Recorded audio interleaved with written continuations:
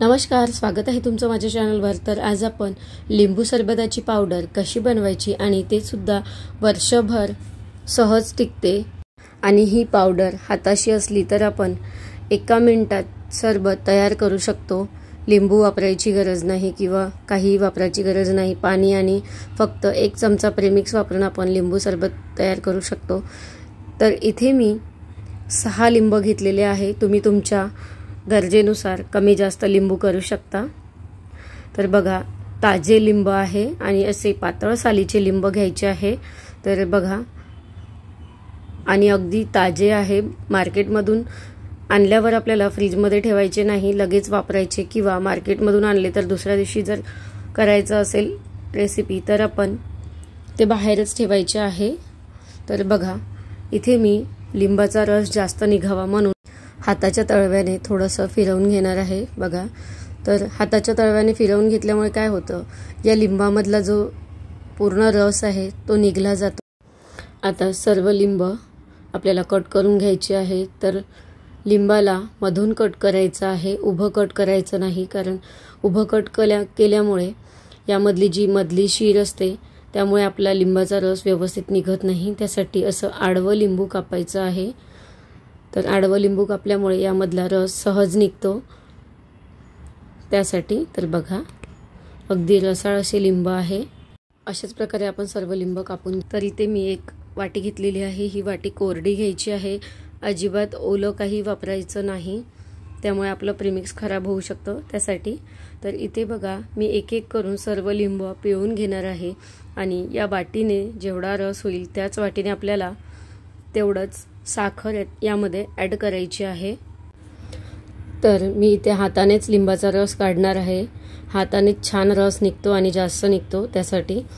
तर बघा, मी इथे लिंबाच्या बिया काढून घेत नाही, कारण आपल्याला नंतर हा रस पूर्ण गाळून घ्यायचा आहे त्यासाठी। तर बघा, हाताने असं व्यवस्थित काढून घ्यायचं आहे। एकदम सुद्धा दाबायचं नाही लिंबू, कारण कडवटपणा त्यामध्ये निघतो त्यासाठी। तर बघा, इथे मी एका गाळणीच्या साहाय्याने गाळून घेतलेला आहे। तर यामध्ये जे लिंबाचे जे कण असतात ते सगळे निघून जाते, त्यामुळे आपल्याला एकदम प्लेन असा रस पाहिजे आहे। तर या लिंबाच्या ज्या साली आहे त्या आपल्याला तांब्या पितळची भांडी घासण्यासाठी उपयोग करायचा आहे, फेकून द्यायची नाही। तर बघा, अर्धी पाऊण वाटी आपला जो रस आहे तो निघालेला आहे। तर मी एका ताटामध्ये हा रस टाकून घेतलेला आहे। तर बघा, आणि याच वाटीने मोजून आपल्याला साखर घालायची आहे। तुम्ही साखर कमी जास्त करू शकता आणि याचं प्रमाण म्हणजे तुम्ही तुमच्याप्रमाणे लिंब कमी जास्त करू शकता किंवा साखर सुद्धा कमी जास्त करू शकता। तुम्हाला जेवढा लिंबाचं प्रीमिक्स बनवायचं आहे तेवढे तुम्ही लिंब घेऊ शकता आणि जेवढा लिंबाचा रस तेवढीच तुम्ही साखर यामध्ये घालू शकता। जेवढा लिंबाचा रस होता त्याच वाटीने मी 3 वाट्या साखर घातलेली आहे आणि अशा प्रकारे व्यवस्थित मिक्स करून घ्यायची आहे। सर्व भांडी अगदी कोरडी घ्यायची आहे, नाहीतर आपलं प्रीमिक्स खराब होऊ शकतं। तर बघा, इथे मी साखर व्यवस्थित मिक्स करून घेणार आहे आणि चमच्याच्या साहाय्याने आपल्याला व्यवस्थित मिक्स करून घ्यायचं आहे आणि अशा प्रकारे प्लेन करून घ्यायचं आहे। तर थोडासा रस यामध्ये जास्त वाटत आहे, त्यामुळे मी आणखी थोडीशी साखर इथे ॲड करणार आहे। तर बघा, अशा प्रकारे मी इथे सर्व टाकून घेतलेलं आहे। आणखी थोडी साखर यामध्ये ॲडजस्ट होते, त्यामुळे थोडी साखर मी टाकलेली आहे। तर सर्व व्यवस्थित मिक्स करून अशा प्रकारे चमच्याच्या साहाय्याने प्लेन करून ठेवलेले आहे आणि एकसारखं फिरवून घ्यायचं आहे असं। तर यामध्ये जर जास्त झालं असं वाटत असेल तर तुम्ही दुसऱ्या ताटामध्ये सुकवायला ठेवू शकता, जेणेकरून लवकर सुकेल यासाठी। तर बघा, आता मी हे 8 ते 10 तासासाठी असंच फॅनमध्ये ठेवून द्यायचं आहे। उन्हात सुकवायचं नाही, कारण याला पाणी सुटू शकतं यासाठी। तर 8 ते 10 तास व्यवस्थित याला फॅनखाली सुकू द्यायचं आहे। तर 8 ते 10 तासानंतर बघा, फॅनखाली सुकलेलं आहे। तर याला आपण एका चमच्याने किंवा उलटण्याने असं खालीवर करून घ्यायचं आहे। तर बघा, यामध्ये साखर व्यवस्थित मिक्स झालेली आहे। तर याला 2 ते 3 दिवस किंवा जास्त दिवस सुद्धा लागू शकतात सुकायसाठी। तर आता मी हे थोडंसं मिश्रण दुसऱ्या ताटामध्ये काढून घेणार आहे। या ताटामध्ये जास्त झालं आणि लवकर सुकावं यासाठी आपल्याला दुसऱ्या ताटामध्ये ट्रान्सफर करायचं आहे। 2 ताटामध्ये मी अर्ध अर्ध करून ठेवणार आहे।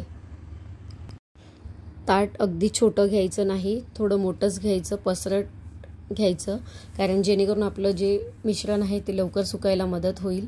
तर त्यासाठी तर बघा इथे मी दोन्ही ताटामध्ये थोडं थोडं करून व्यवस्थित पसरवून घेणार आहे। त्यामुळे काय होईल, लवकर आपलं हे जे मिश्रण आहे ते लवकर सुकेल। तर असंच करून आपल्याला 2 ते 3 दिवस ठेवायचं आहे आणि प्रत्येक 8 ते 10 तासांनी असं व्यवस्थित चमच्याने उलटून घ्यायचं आहे, जेणेकरून एका जागेवर हे मिश्रण चिटकणार नाही यासाठी आणि व्यवस्थित मोकळं होईल। यासाठी रोज आपल्याला 2 ते 3 तासानंतर किंवा दिवसातून एकदाही फिरवले तरी चालेल, पण आपल्याला फिरवणं आवश्यक आहे, कारण जो आपला लिंबाचा रस आहे तो तळाशी बसला नाही पाहिजे चिटकून यासाठी, आणि साखर वरती राहिली नाही पाहिजे यासाठी। तर व्यवस्थित दोन्ही मिक्स झालं पाहिजे आणि या मिश्रणाला अजिबात पाण्याचा हात लावायचा नाही किंवा उन्हात वाळवायचं नाही। तर अगदी चम्मचसुद्धा फिरवताना आपण कोरडा चम्मच घ्यायचा आहे, कारण हे मिश्रण खराब होऊ नये यासाठी। तर आता मी ते सर्व 2 ते 3 दिवस वाळवून घेतलेलं आहे। तर बघा फॅनखाली अगदी छान सुकलेलं आहे आपलं मिश्रण। बघा अशा प्रकारे क्रिस्टल तयार झालेले आहे, तर बघू शकता। आता हे सर्व चमच्याच्या साहाय्याने आपल्याला व्यवस्थित काढून घ्यायचं आहे। तर बघा दोन्ही ताटातलं अगदी व्यवस्थित सुकलेलं आहे। आता आपल्याला याची पावडर करून घ्यायची आहे। हे मिश्रण सुकायला 2 ते 3 दिवस कमीत कमी लागतात, जास्त मिश्रण असलं तर जास्त दिवस लागतात त्यानुसार। तर कमी जास्त वेळ लागू शकतो। पावसाळ्यामध्ये ही पावडर बनायला वेळ लागतो, म्हणून शक्यतो तुम्ही जानेवारी, फेब्रुवारी किंवा मार्च महिने या महिन्यामध्ये ही पावडर तुम्ही करू शकता। आणि ताटामध्ये आपल्याला पातळ पातळ थर लावायचे आहे, जाड थर लावले तर सुकायला वेळ लागतो त्यासाठी। तर बघा इथे मी सर्व मिश्रण एका ताटामध्ये करून घेतलेलं आहे आणि त्यानंतर आपल्याला यामध्ये 2 ते 3 चमचे मीठ टाकायचं आहे। तुम्ही सेंद्रिय मीठ घेतलं तरी चालेल। तर बघा इथे मी किंवा साधं मीठ घेतलं तरी चालेल, मी इथे सेंद्रिय मीठ टाकलेलं आहे। 2 ते 3 चमचे टाकलं तरी बस झालं एवढ्या याला मिश्रणाला। तर तुम्ही यामध्ये आल्याचा रस, पुदिन्याचा रस असे वेगवेगळ्या फ्लेवरचे तुम्ही यामध्ये बनवू शकता। तर याच पद्धतीने बनवायचं आहे, फक्त लिंबाच्या रसामध्ये थोडं पुदिन्याचा रस किंवा अद्रकचा रस तुम्ही आपल्या आवडीप्रमाणे घालू शकता। तर इथे मी एक कोरडं मिक्सरचं भांडं घेतलेलं आहे, त्यामध्ये आपल्याला थोडं थोडं टाकून हे पल्स मोडवर फिरवून घ्यायचं आहे, कमी जास्त अशा प्रकारे। तर बघा इथे मी पावडर झालेली आहे। अशाच प्रकारे सर्व पावडर मी करून घेणार आहे। तर ही पावडर जास्त फिरवायची नाही, कमी जास्त करून आपल्याला ही पावडर करून घ्यायची आहे, कारण जास्त फिरवलं तर या पावडरचं पाणी होऊ शकतं, त्यासाठी ओलसर होऊ शकते। त्यामुळे आपल्याला कमी जास्त करून पावडर करून घ्यायची आहे। तर बघा इथे सर्व पावडर करून तयार आहे। तर बघा किती छान कोरडी पावडर आपली झालेली आहे। आता आपल्याला हे प्रीमिक्स एका काचेच्या हवाबंद बरणीत ठेवायचं आहे। फ्रीज शिवाय आपण याला वर्ष ते 1.5 वर्ष फ्रीज शिवाय राहू शकतं, पण आपल्याला हे वापरत असताना जरासुद्धा पाण्याचा हात लागू द्यायचा नाही, तर कोरडं ठेवायचं आहे।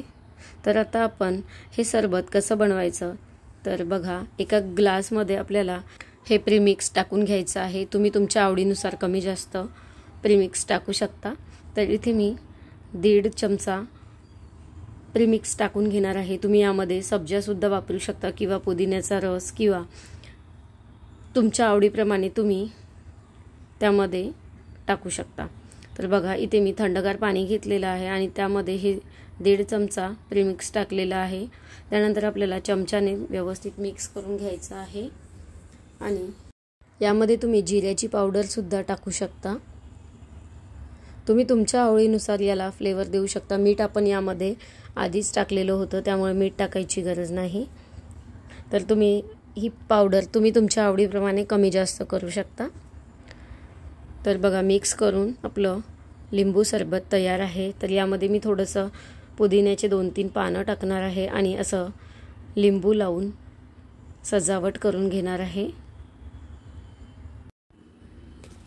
तुम्ही यामध्ये तुमच्या आवडीचा जो फ्लेवर असेल तो तुम्ही यामध्ये टाकू शकता। तर बघा, अशा प्रकारे मी इथे पुदिन्याचे 2 ते 3 पानं टाकलेले आहे आणि पिण्यासाठी आता हे लिंबू सरबत तयार आहे। ही लिंबू सरबताची पावडर तुम्ही प्रवासात किंवा तुम्ही हॉस्टेलवर राहत असेल तर तुमच्यासाठी खूपच उपयुक्त आहे। तुम्हाला जेव्हा वाटलं तेव्हा तुम्ही लिंबू सरबत करून पिऊ शकता। तर ही रेसिपी आवडल्यास लाईक, शेअर आणि सबस्क्राईब करायला विसरू नका। अशाच नवनवीन व्हिडिओ बरोबर भेटूया। धन्यवाद।